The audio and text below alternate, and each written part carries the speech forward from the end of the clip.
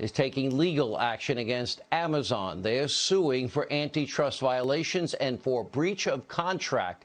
This is a big deal. Joining us when we come back, Parler's Chief Policy Officer, Amy Peikoff. Well, certainly. So in our guidelines, we say that we will not knowingly allow people to use our platform as a tool to commit crimes.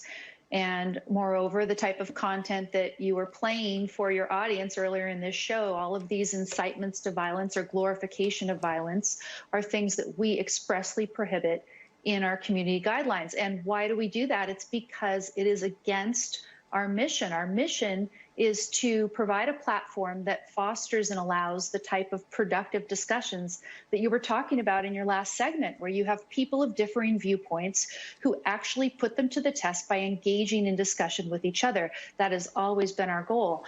And if you've got a lot of incitement to violence and threats and everything in there, that stops all discussion. It stops thinking, which is the basis of productive discussion. So of course we don't want that on our platform. And, you know, there is a difference, of course, between so-called hate speech that would otherwise be protected by the First Amendment and speech that incites violence or threatens, which is not protected by the First Amendment. So, of course, we want to remove it. And so we agree with Apple and Amazon that it is desirable to remove it. What we disagreed about was whether the first resort, and especially it wouldn't be any resort for us in a normal situation, would be to subject people to 24/7 surveillance, to doing all of the data mining that the other platforms do. That was not part of our monetization model.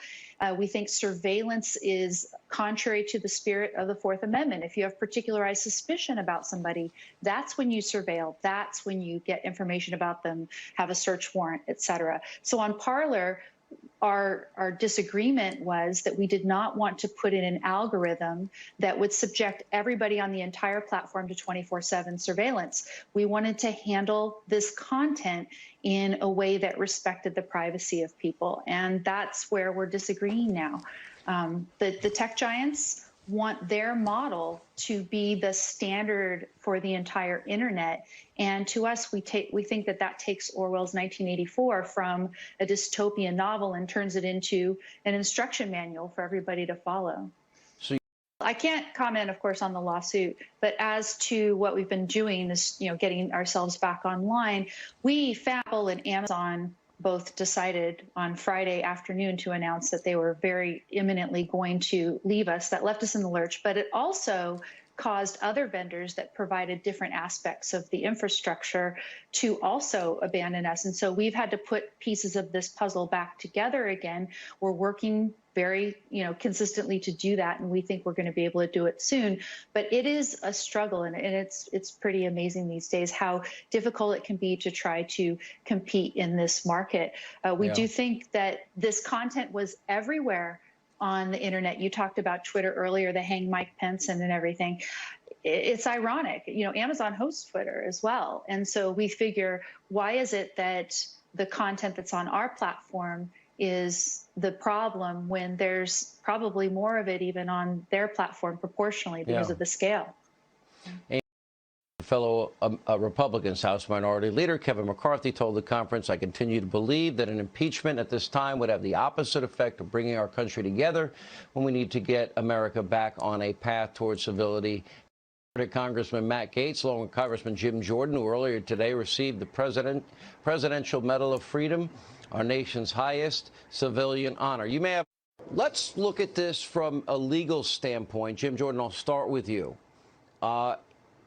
If you're going to silence some voices and not others, is it an in-kind donation if you are inhibiting legitimate content in the lead up to an election? Because I got to believe that's a lot of money that you're basically contributing to one candidate. Now they're even talking about, censure, and I see your name has come up. I'm not sure exactly what it is about. Can you tell us?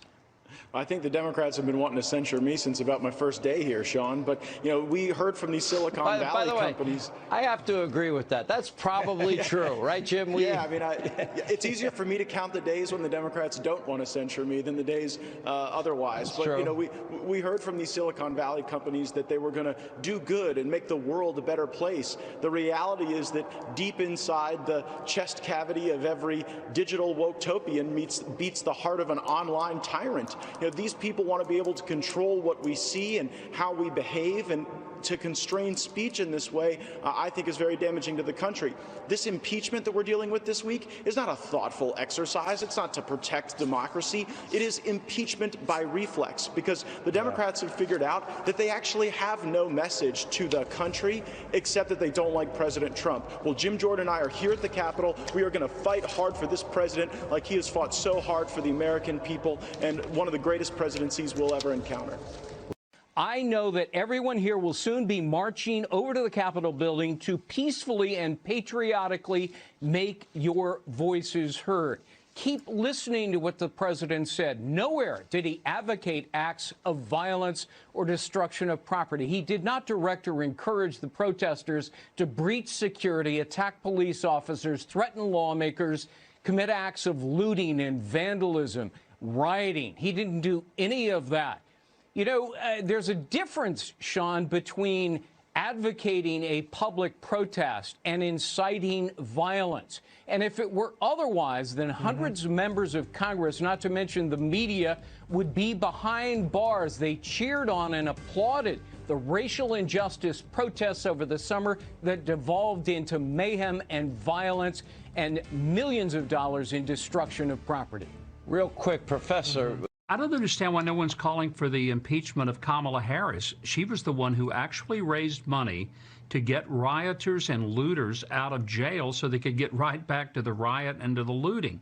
Isn't that an incitement of violence? And that's what they're accusing the president of. But I hope people understand this really isn't about Donald Trump. It's about all of the people who supported him, who liked what he did as president, may not always agreed with some of the things he said or the way he said them. But if really liberals believe in their own point of view, what they should want is, let's meet out in the center of the arena and let's put both ideas out there and let the crowds decide. If I'm confident of my view, I want the other views to come to the forefront. Let's put them to the test and let's see. That's what we ought to be talking about.